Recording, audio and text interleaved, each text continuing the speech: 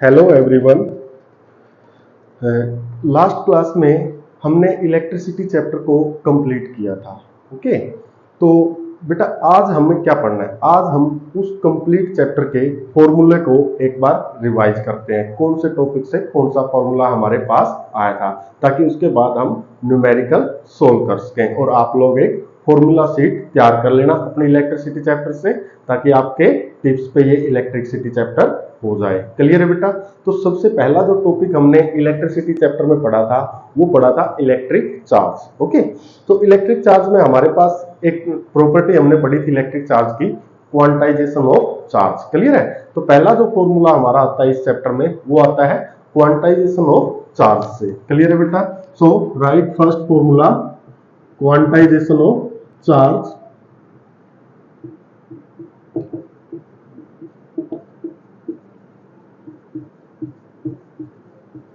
Clear बेटा? Quantization of charge होता क्या था बेटा कि only n integral amount of charge can be transferred from one body to another body, यानी एक बॉडी से दूसरी बॉडी में सिर्फ और सिर्फ इंटीग्रल अमाउंट में चार्ज को हम ट्रांसफर कर सकते हैं ना। तो वहां से हमारा फार्मूला क्या आया था बेटा? Q is equal to plus minus N E. Q is equal to plus minus N E. Q क्या था बेटा? Electric charge. E is the charge on an electron. ठीक है ना? इलेक्ट्रिक चार्ज की जो सबसे स्मॉलेस्ट यूनिट होती है बेटा वो कौन होता है? इलेक्ट्रॉन। और एक इलेक्ट्रॉन के ऊपर चार्ज कितना होता है बेटा? एक इलेक्ट्रॉन के ऊपर चार्ज होता है बेटा 1.6 इंटू 10 की पावर माइनस 19 कूलम। एक इलेक्ट्रॉन पर चार्ज कितना होता है बेटा? 1.6 इंटू 10 की पावर माइनस 19 कूलम। क्लियर है बेटा? तो उसके बाद हमने पढ़ा बेटा दूसरा जो टॉपिक था हमारा इलेक्ट्रिक करंट। क्लियर है? तो इलेक्ट्रिक करंट हमने पढ़ा, तो वहां से हमारे पास इलेक्ट्रिक करंट। ठीक है बेटा? इलेक्ट्रिक करंट का फार्मूला क्या बना था बेटा? I is equal to Q by T. I is equal to Q by T, है ना? इलेक्ट्रिक करंट होता क्या है? Charge flowing through a conductor per unit time, है ना? तो वहां से अगर एवरेज करंट निकालना था तो हमारे पास वो कितना आता बेटा? I एवरेज वो किसके इक्वल हुआ था? Del Q by del T, है ना? और इसको ये किसके इक्वल होता है? Q2 minus Q1 divide by T2 minus T1। तो ये हमारे पास एवरेज करंट निकालने का फॉर्मूला आया था उसके बाद। ठीक है? उसके बाद नेक्स्ट फार्मूला और आया था इसमें, एक करंट होता है बेटा इंस्टेंटेनियस। कौन सा करंट होता है बेटा? इंस्टेंटेनियस। उसका फार्मूला हमारे पास क्या आया था बेटा? dq बाय dt, है ना? इंस्टेंटेनियस करंट याद है कि नहीं है? यानी इंस्टेंटेनियस वर्ड का मतलब क्या होता था बेटा? सडनली, है ना? तो किसी भी पर्टिकुलर इंटरवल ऑफ टाइम पे जब आपको करंट की वैल्यू निकालनी हो तो that current is your instantaneous current. Clear है बेटा? तो ये तीन फॉर्मूले हमने इलेक्ट्रिक करंट से पढ़े थे, है ना? उसके बाद हमने टॉपिक पढ़ा था बेटा नंबर 3 पे इलेक्ट्रिक पोटेंशियल। इलेक्ट्रिक पोटेंशियल, है ना? इलेक्ट्रिक पोटेंशियल और पोटेंशियल डिफरेंस। ठीक है बेटा? Electric potential represented by V किसके इक्वल होता था बेटा? इलेक्ट्रिक पोटेंशियल में हम क्या करते थे? वर्क डन करते थे। किस लिए करते थे? एक यूनिट पॉजिटिव टेस्ट चार्ज को लेके आते थे ना किसी भी पॉइंट के ऊपर। अगर वो इन्फिनिटी से किसी पॉइंट पे लाया जाता था तो वो आपका क्या कहलाता था बेटा? Electric potential. और अगर एक पॉइंट से दूसरे पॉइंट पे लाया जाता था तो वो आपका क्या कहलाता था बेटा? Potential difference. क्लियर? तो V इज इक्वल टू क्या हो जाएगा बेटा? Amount of work done in taking a unit positive test charge, है ना? इस फॉर्मूले की हेल्प से आप क्या निकाल सकते हो? वर्क डन भी निकाल सकते हो। तो वर्क डन किसके इक्वल हो जाएगा बेटा? W is equal to Q naught into V. W is equal to क्या हो जाएगा बेटा? Q naught into V. Clear है बेटा? इलेक्ट्रिक पोटेंशियल और पोटेंशियल डिफरेंस के बाद हमने क्या पढ़ा बेटा? नेक्स्ट टॉपिक ओम्स लॉ, है ना? Ohm's law. ओम्स लॉ में हमने क्या पढ़ा था बेटा? ओम्स लॉ में हमने क्या पढ़ा कि electric current flowing through a conductor is directly proportional to the potential difference across its and when physical condition temperature pressure etc remain constant, है ना? तो वहां से हमारे पास रिजल्ट क्या आया था बेटा? V is equal to I R, है ना? V इज इक्वल टू क्या आया था बेटा? I R. आर क्या थी बेटा यहाँ पे? रेजिस्टेंस। आर क्या थी यहाँ पे? रेजिस्टेंस है ना। और रेजिस्टेंस क्या होती है बेटा? जो अपोजिशन ऑफर की जाती है by electric current inside the conductor. Clear है बेटा? तो इस फॉर्मूले की हेल्प से हम क्या निकाल सकते हैं? तो इलेक्ट्रिक पोटेंशियल निकाल सकते हैं, इलेक्ट्रिक करंट निकाल सकते हैं और रेजिस्टेंस निकाल सकते हैं ना। तो यहां से अगर आपको आई निकालना है तो क्या हो जाएगा बेटा? V by R. और अगर आर निकालना है तो क्या हो जाएगा बेटा आपके पास?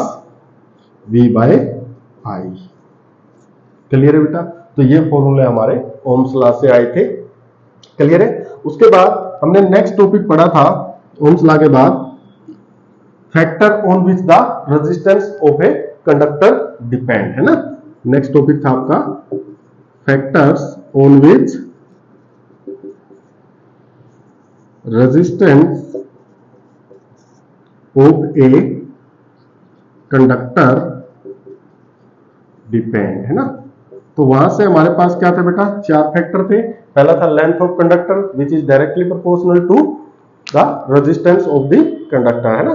दूसरा क्या था? Area of cross section. वो और जो एरिया ऑफ क्रॉस सेक्शन होता है बेटा वो क्या होता है? Inversely proportional to the resistance of conductor. And third one is nature of the material. और फोर्थ वन इज टेम्परेचर, है ना। सो वहां से हमारे पास फार्मूला क्या आया था बेटा? R is equal to rho l by A. R is equal to rho l by A. यहाँ पे रो क्या थी बेटा? रेजिस्टिविटी। रो क्या थी यहाँ पे? रेजिस्टिविटी, है ना। और एल क्या थी? Length of the conductor which is directly proportional to resistance. And A क्या था? Area of cross section which is inversely proportional to the resistance of conductor. और अगर यहाँ पे हमें क्या निकालना हो? रो निकालना हो। तो रो निकालने के लिए क्या करेंगे? ए यहाँ पे डिवाइड उस साइड जाएगा तो क्या हो जाएगा बेटा? मल्टीप्लाई हो जाएगा और एल डिवाइड हो जाएगा। तो ये हमारा रेजिस्टिविटी निकालने का फॉर्मूला बन गया था, है ना। और रेजिस्टिविटी की ऐसा यूनिट क्या होती थी बेटा? ओम मीटर, है ना। याद होगा आपको। यहाँ पे आर की ohm, metre square divide by metre, metre से मीटर कैंसिल, हमारे पास क्या बचा था बेटा? Ohm metre. और जो रेजिस्टिविटी है वो किस पे डिपेंड करती है बेटा? नेचर ऑफ द मटेरियल पे, है ना। तो ये हमारे पास फैक्टर में से फॉर्मूले बने थे। क्लियर है बेटा? उसके बाद हमने जो नेक्स्ट टॉपिक डिस्कस किया था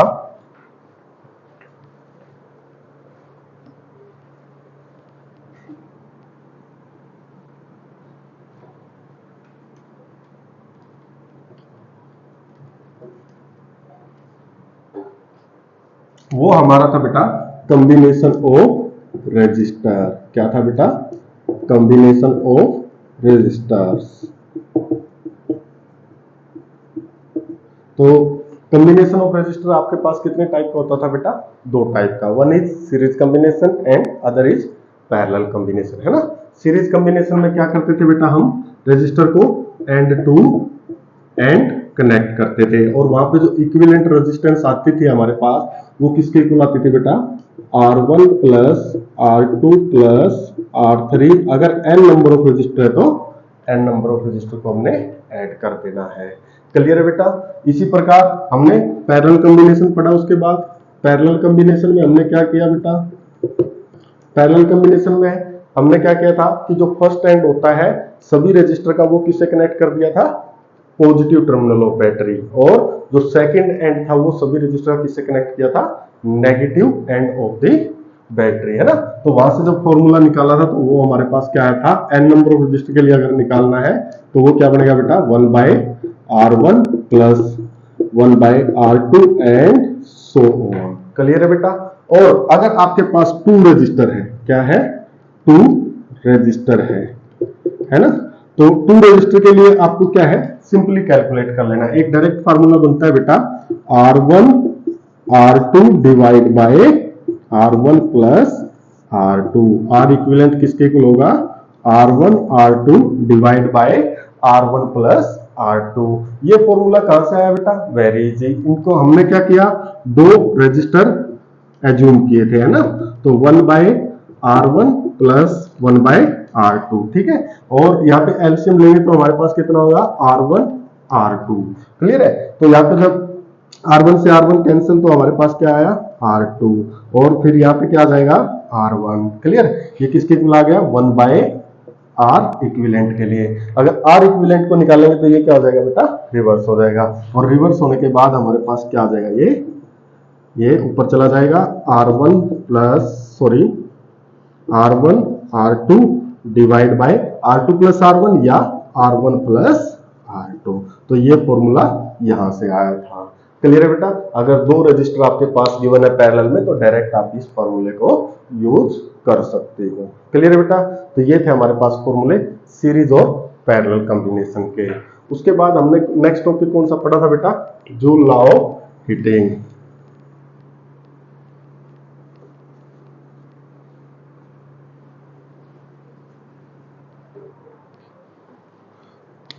नेक्स्ट टॉपिक हमने पढ़ा था बेटा जूल लॉ, है ना। वहां से हमने क्या था बेटा, हीट निकालने का फॉर्मूला कैलकुलेट किया था। तो जो हीट का फॉर्मूला आया था बेटा वो किसके इक्वल आया था, H is equal to BI/T, है ना। B था इलेक्ट्रिक पोटेंशियल और potential difference, I is the current, T is the time interval. Clear है बेटा। इस T का ध्यान रखना बेटा, ये टाइम इंटरवल होता है, कुछ बच्चे इसको टेम्परेचर एज्यूम कर लेते हैं, ठीक है। सो उसके बाद हमने इस फॉर्मूले को V की वैल्यू पुट की थी यहाँ पे, है ना। और V की वैल्यू पुट करने के बाद ओम्स लॉ से IR आ गया था, तो फॉर्मूला क्या बन गया था बेटा आपका, I स्क्वायर RT, है ना। दूसरी जो फॉर्म होती है इस फॉर्मूले की क्या होगी बेटा, H is equal to I square RT। Clear है बेटा। उसके बाद हमने क्या किया था, यहां से I की वैल्यू निकाली थी। I किसके इक्वल आया था बेटा, H बाय RT का under root, H by RT का अंडर रूट, RT से जाके डिवाइड हो गया, H का स्क्वायर हटके यहाँ पे अंडर रूट आ गया। क्लियर है बेटा। उसके बाद जो हमने टॉपिक पढ़ा था वो था हमारा इलेक्ट्रिक पावर, ठीक है ना। इलेक्ट्रिक पावर क्या होती थी बेटा, कि जो एनर्जी कंज्यूम की जाती है किसी भी इलेक्ट्रिकल अप्लायंस के द्वारा पर यूनिट टाइम, है ना। जो एनर्जी कंज्यूम की जाती है किसी भी इलेक्ट्रिकल अप्लायंस के द्वारा पर यूनिट टाइम, ठीक है ना। और वो एनर्जी किस में स्टोर होती है बेटा, always in the form of work done. Energy किस में स्टोर होती है बेटा, form of work done. Clear है। सो फॉर्मूला हमारे पास क्या था बेटा, P is equal to energy consumed by an electrical appliance. इस एनर्जी को हमने किससे रिप्लेस कर दिया था बेटा, W से, क्योंकि ये W की फॉर्म में स्टोर होती है, तो ये हमारे पास क्या बन गया था, W/T। और जब यहाँ हमने इलेक्ट्रिक पोटेंशियल के फॉर्मूले से W की वैल्यू निकाली थी तो हमारे पास क्या आई थी बेटा, VQ0/T। और उसके बाद Q/T यानी चार्ज पर यूनिट टाइम, वो क्या बन गया था बेटा आपके पास, करंट बन गया था, है ना। तो वो हमारे पास फॉर्मूला क्या बन गया था, ये I होगा तो हमारे पास फॉर्मूला हो जाएगा VI, है ना। फिर हमने क्या किया, ओम्स लॉ लगा दिया, V की जगह क्या पुट कर दिया बेटा, IR। तो यहाँ पे हमारे पास फॉर्मूला क्या बन गया था, I स्क्वायर R, है ना। और उसके बाद I स्क्वायर की जब वैल्यू पुट की हमने ओम्स लॉ से, तो हमारे पास क्या बना था बेटा, V square by R square into में R से R कैंसिल, तो आपके पास पावर का फॉर्मूला क्या आया था, V स्क्वायर बाय R। तो दीज आर द फॉर्मूले ऑफ इलेक्ट्रिक पावर। तो बेटा इस लेक्चर में हमने जितने भी फॉर्मूले हमारे पास आए इस चैप्टर इलेक्ट्रिसिटी से, जितने भी टॉपिक से, वो हमने कवर किए हैं। अब आप बच्चों को क्या करना है, एक फॉर्मूला शीट प्रिपेयर करनी है इसी प्रकार से हर एक टॉपिक की, टॉपिक वाइज। उसके बाद हम इस चैप्टर के न्यूमेरिकल स्टार्ट करेंगे in the next class. Thank you.